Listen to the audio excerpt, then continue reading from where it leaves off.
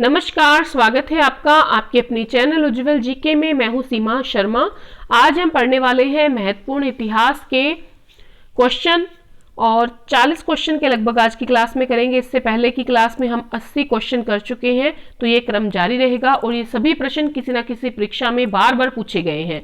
तो इन प्रश्नों को एक बार आप जरूर पढ़ें, क्योंकि किसी न किसी परीक्षा में ये जरूर पूछे जाते हैं। तो चलिए पढ़ना शुरू करते हैं। मांडा किस नदी पर स्थित है?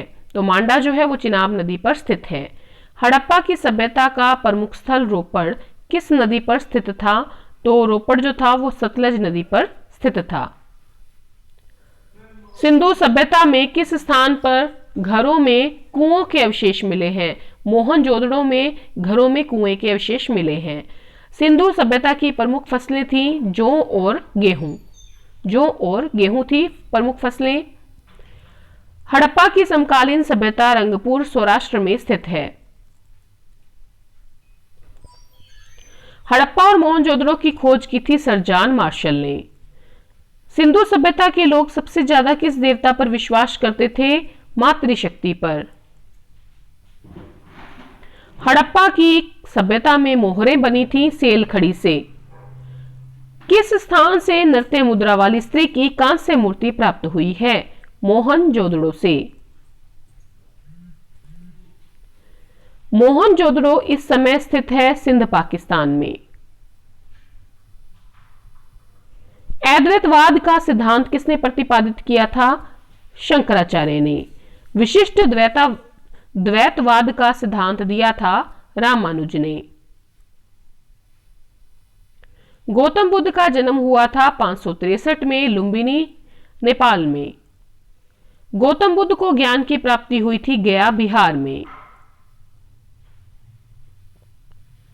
गौतम बुद्ध की जो मृत्यु हुई थी वो हुई थी कुशीनगर, उत्तर प्रदेश, 483 ईसा पूर्व में।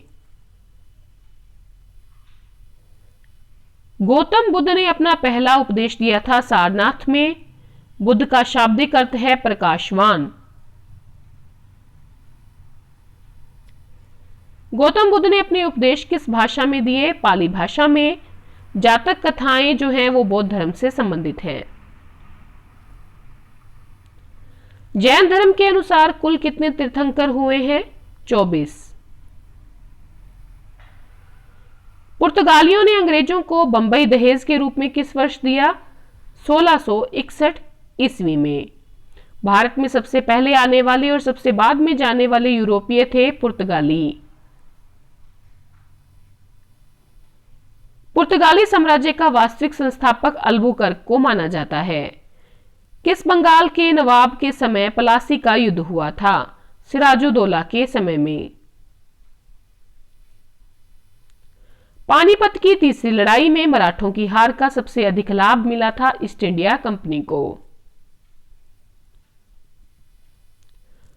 मुगल साम्राज्य के अंतर्गत आने वाले प्रांतों में सर्वाधिक संपन्न राज्य था बंगाल। इजारेदारी प्रथा शुरू की थी मुर्शीद कुली खां ने। खेती के लिए किसानों को किसने अग्रिम ऋण देना शुरू किया? तकाबी ऋण।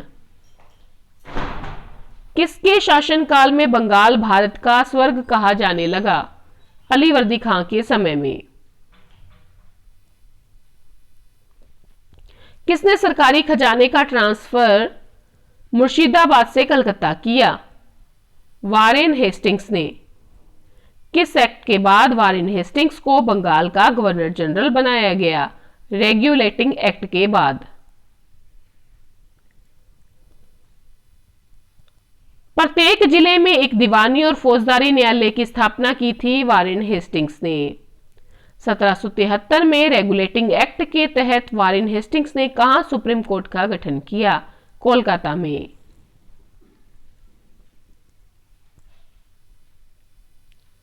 The Asiatic Society of Bengal की स्थापना की थी विलियम जोन्स ने 1784 में। किस गवर्नर जनरल पर ब्रिटिश पार्लियामेंट में महाभियोग चलाया गया? Warren Hastings. बाद में इसे दोष मुक्त कर दिया गया था। किस एक्ट के विरोध के कारण वारेन हेस्टिंग्स पर महाभियोग चला? पिट्स इंडिया एक्ट 1783 में। इस एक्ट के विरोध में जब उसने इस्तीफा दिया और इंग्लैंड पहुंचा तो उस पर महाभियोग चलाया गया।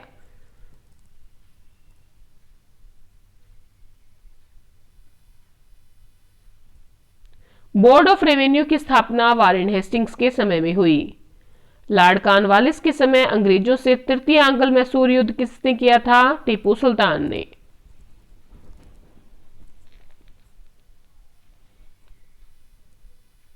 स्थायी बंदोबस्त कब और किसने किया शुरू? लॉर्ड कॉर्नवालिस ने 1793 में।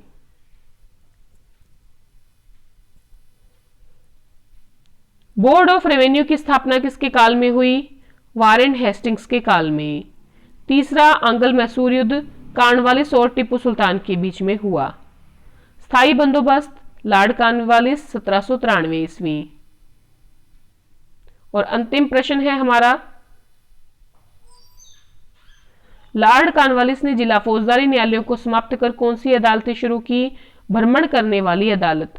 बंगाल में 3 थी और बिहार में 1 थी। अगले जो 40 प्रश्न हैं हम फिर देख रहे हैं, यानी टोटल जो प्रश्नों की संख्या हो जाएगी 40 + 40 80 हो जाएगी। ठीक है, आज की क्लास में 80 प्रश्न हो जाएंगे। तो इसमें 41वां प्रश्न आता है, हड़प्पा वासियों ने सर्वप्रथम किस धातु का प्रयोग किया था? तांबे का प्रयोग किया था। हड़प्पा के निवासी किस धातु से परिचित नहीं थे? लोहे से परिचित नहीं थे। हड़प्पा की सभ्यता ताम्र युग की सभ्यता थी। ठीक है, तांबे का प्रयोग सबसे पहले किया। ताम्र युग की जो थी सभ्यता थी, लोहे से ये परिचित नहीं थे। हड़प्पा का प्रमुख नगर कालीबंगन राजस्थान में है। हड़प्पा के निवासी शतरंज में रुचि रखते थे।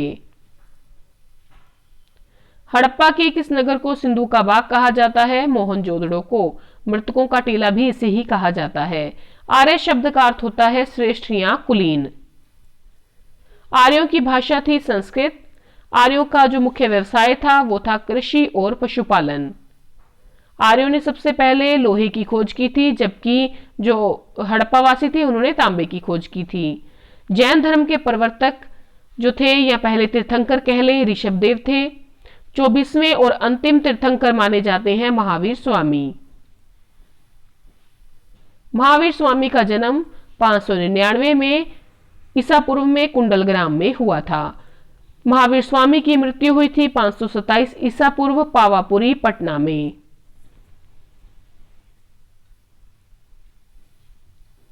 जैन धर्म के 2 संप्रदाय थे, श्वेतांबर और दिगंबर। किस शासक ने विक्रमशिला विश्वविद्यालय की स्थापना की? धर्मपाल ने। बौद्ध ग्रंथ त्रिपिटक की रचना पाली भाषा में की गई। सांची विख्यात है सबसे बड़े बौद्ध स्तूप के लिए। महावीर का जन्म किस क्षेत्रीय गोत्र में हुआ था? जांत्रिक गोत्र में। सबसे प्राचीन विश्वविद्यालय नालंदा। भारत में नागरिक सेवा का जनक कहा जाता है लॉर्ड कॉर्नवालिस को। चार्टर अधिनियम किसके काल में पारित हुआ था? सर जॉन शॉर के काल में।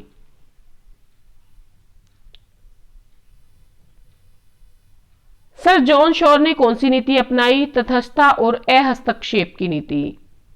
टीपू सुल्तान किस युद्ध में मारा गया था? चौथे आंग्ल मैसूर युद्ध में। लॉर्ड वेलेस्ली ने कौन सी नीति अपनाई थी? सहायक संधि की। सहायक संधि करने वाला पहला राज्य था हैदराबाद। फोर्ट विलियम कॉलेज की स्थापना लॉर्ड वेलेस्ली ने की।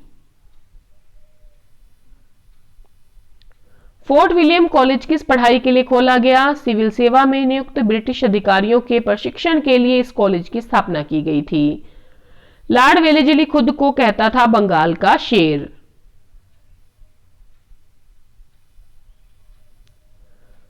सर जॉर्ज बार्लो ने किसके व्यापार पर रोक लगाई? दासों के व्यापार पर। सर जॉर्ज बार्लो के समय कौन सा विद्रोह हुआ था? वेल्लोर विद्रोह हुआ। इसमें भारतीय सिपाहियों ने कंपनी की सेवा शर्तों के प्रति गुस्सा जाहिर किया था। मिंटो प्रथम के समय कौन सा एक्ट पारित किया गया था? 1813 ईस्वी का चार्टर एक्ट। लॉर्ड हेस्टिंग्स ने 1816 में सगोली की संधि किसके साथ की थी? नेपाल के साथ।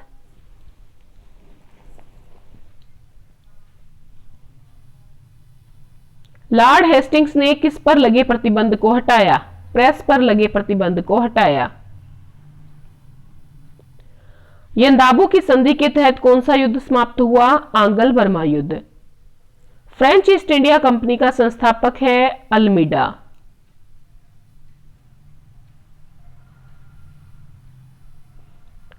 भारत पर आक्रमण करने वाला पहला मुस्लिम शासक कौन था? कहां से आया था?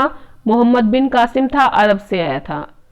मोहम्मद बिन कासिम ने भारत पर किस क्षेत्र पर हमला किया था? 712 में ईस्वी में पश्चिमोत्तर भारत पर हमला किया था। मोहम्मद बिन कासिम के आक्रमण के समय सिंध का शासक कौन था? दाहिर था।